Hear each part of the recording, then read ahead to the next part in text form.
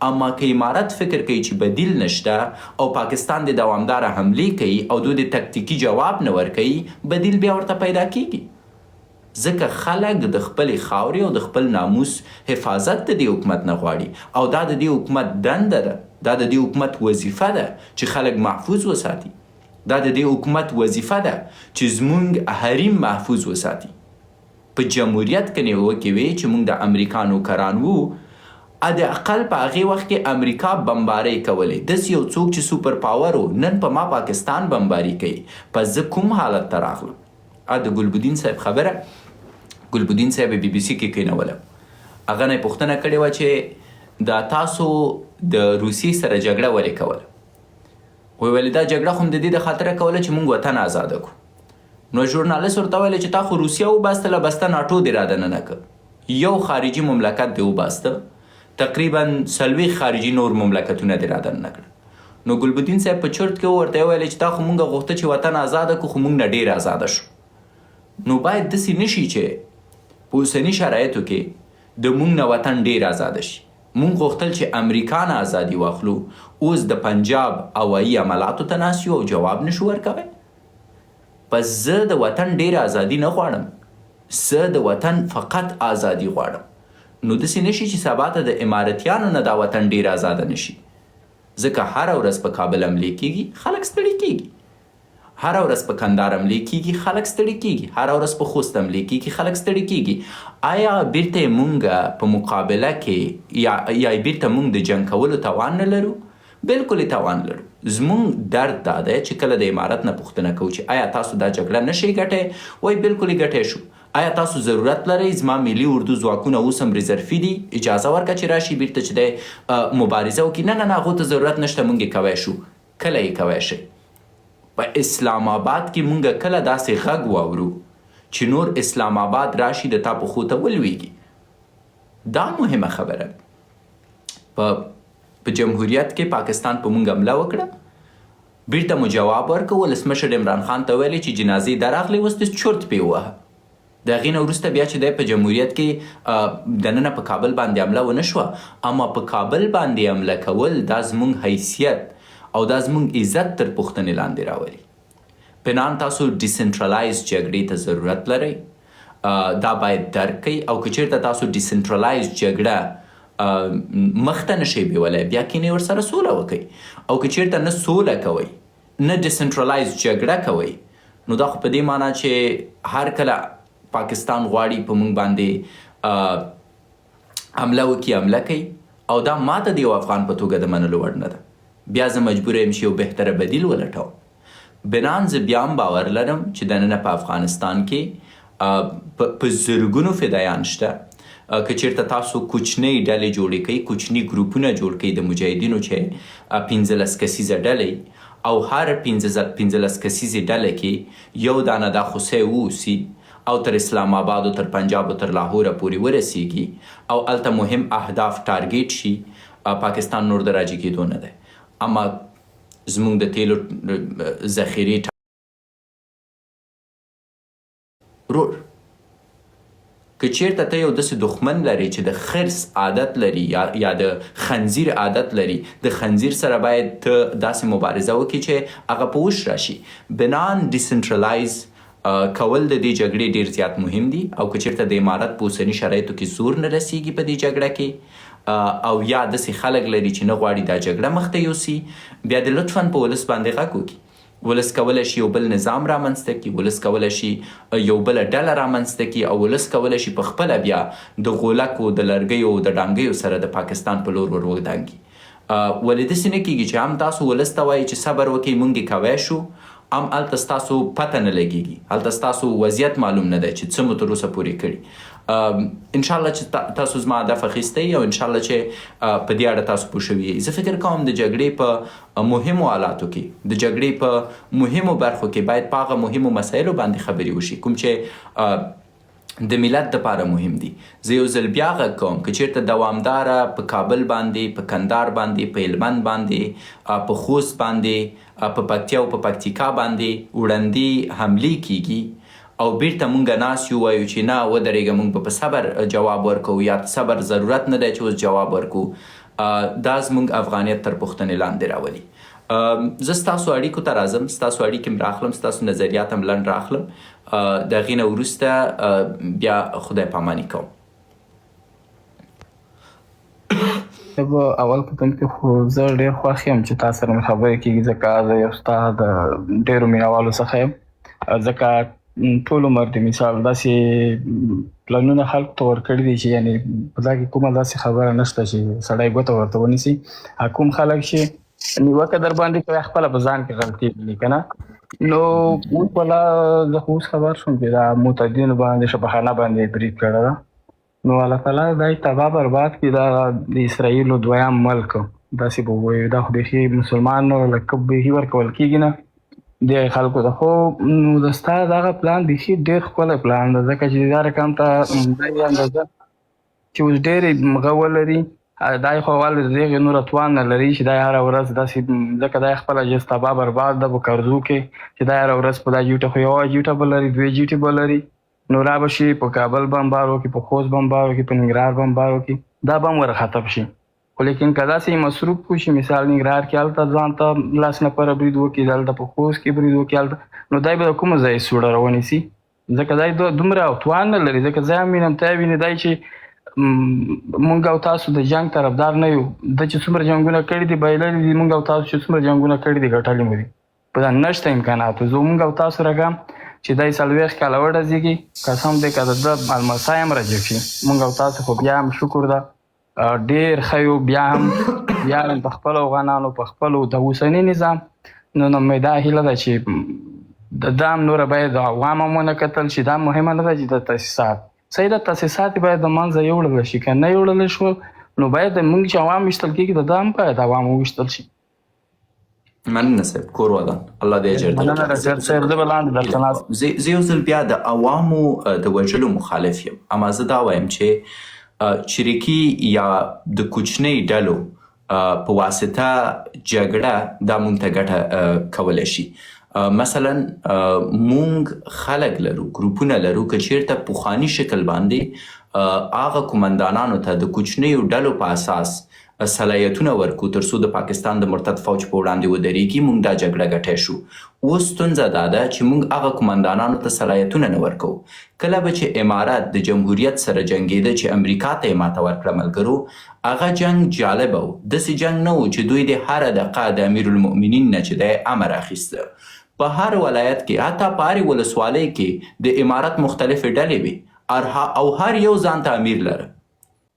مثلا یو مثال در کوم، په خوږیاڼو کې په زوړ کلي کې بېله ډله وه د امارت، په شارنو کې بېله ډله وه د امارت، په سره کلا کې بېله ډله وه د امارت، په بیر کې بېله ډله وه د امارت، په چپلیار کې بېله ډله وه د امارت، او هرې ډلې یو قومندان لره او هغه قومندان تصمیم نیوه چې څه وکړي، څنګه یې وکړي، په کوم شکل یې وکړي.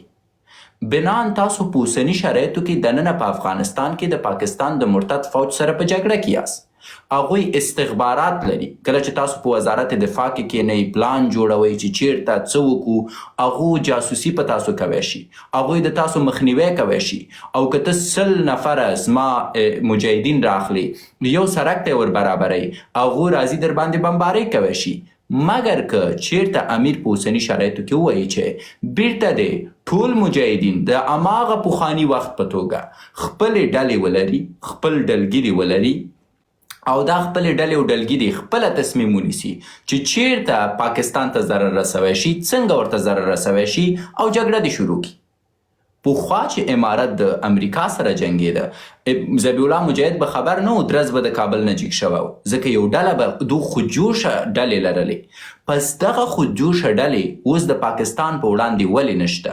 اوس چې دا خودجوشه ډلې راجګېږي، وایي چې موږ په پاکستان حمله کوو، نه، د امیر امر ته په تمه اوسئ، نه ودرېږه وزارت دفاع څه وایي. دا ستونزه ده ورور، او په دې شکل موږ جګړه نشو ګټی. زه یو ځل بیا وایم، موږ غیر متمرکزه ډلو ته ضرورت لرو.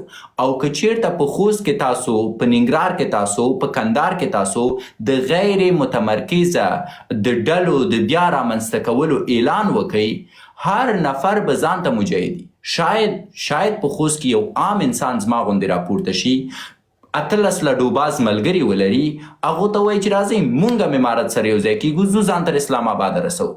اوس کیدای شي هغه لډوبازان د امارتیانو نه وخته تر اسلام آباد رسېدلي. مونږ په دې شکل باید دا مبارزه وګټو تر څو مونږ وشو کولی بیرته کوچنۍ ډلې په هره سیمه کې رامنځته کو او نوم ورکو. مثلا مونږ تر اوسه پورې دې جګړې ته نوم نه لرو، په لیاس په خدای دا شرم دی. مونږ باید یو نوم ورکو. مثلا که چیرته ورته نوم ورکو چې د مرتد فوج د ختمولو چپه، اوس د په خوست کې به ډلې جوړي د مرتد فوج د ختمولو لومړۍ چپه، د مرتد فوج د ختمولو دومه چپه، د مرتد فوج د ختمولو دریمه چپه. هر یو د دوی 12 نفره 15 نفره فرض وکئ مونږ زرګونه غرونو لارې لرو. بابوجي به خبر نه وي تر شا به 18 ډلې رسېدلي. پس هغه وخت مونږ جګړه ګډه شو او داسې به د پاکستان د استخباراتو نه به لاره ورکوي. دو به زر څوک ټرک کوي، دو به زر د چا په پلان پوهیږي. دا داسې دی ملګرو لکه یو کورنۍ کې چې جنګ وي. زه د کورنۍ مشر یم، زه درته وایم چې جنګ دی، ښه ګلبدینه ته ورشه ته حمله وکړه، ګلبدینې چې راچپه که وایم ماجبینه ته ورشه حمله وکړه.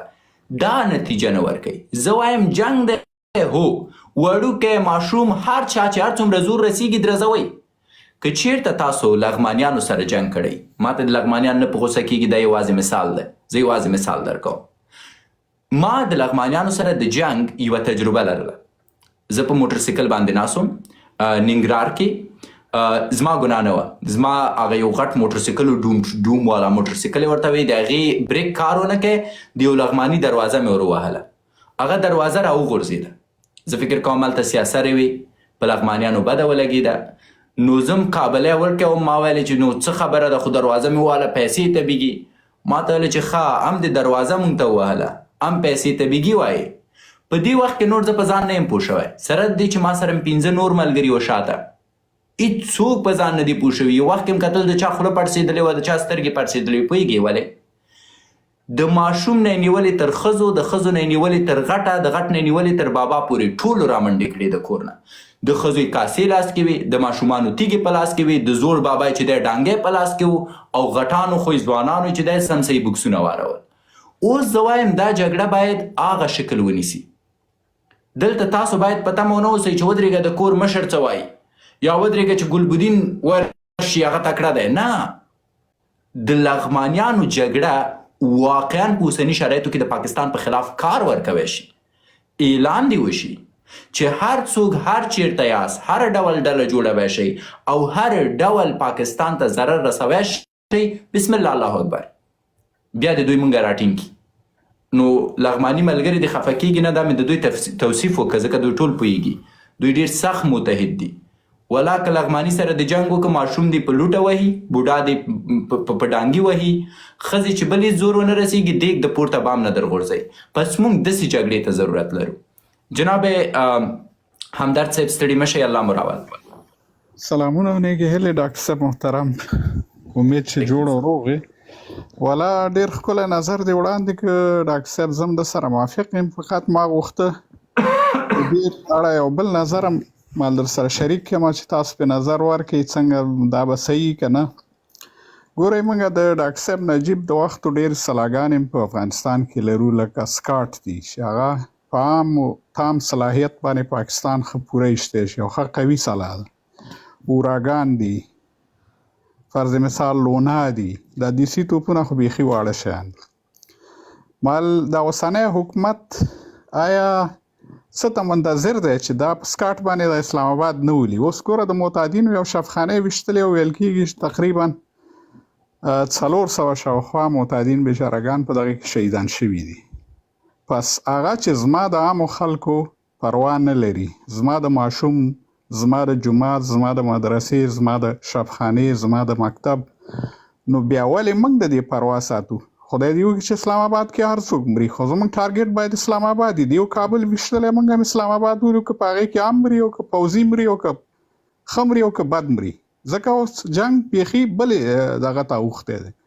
نو زما خپله نظر دا دی، زه یم چې دغه غټې سلاګانو نه هم کار واخلو او دا شریکي ګروپونه هم یې جنګ به یو څه رالنډ شي. ډاکټر صاحب که څنګه دی نظر؟ زه هم نظر یم دلته ما ته څو خبرې مبهمې دي د امارت. لومړۍ خبره کله چې د مولوي صاحب محمد یعقوب نه پوښتنه وشوه چې آیا تاسو به ټي ټي پي ته د خوارجو نوم وکاروئ، نو ده ویلې چې این خواب است و محال است و خیال است و جنون. کوم چې ښایي په اوسني شرایطو کې اسلامي امارت د پاکستان د تحریک طالبانو سره ولاړ دی او هغوی حمایه کوي. او دا په ښکاره شکل بیرته تاسو ټي ټي پي ګورئ چې د پاکستان د مرتد فوج سره په جګړه کې ده.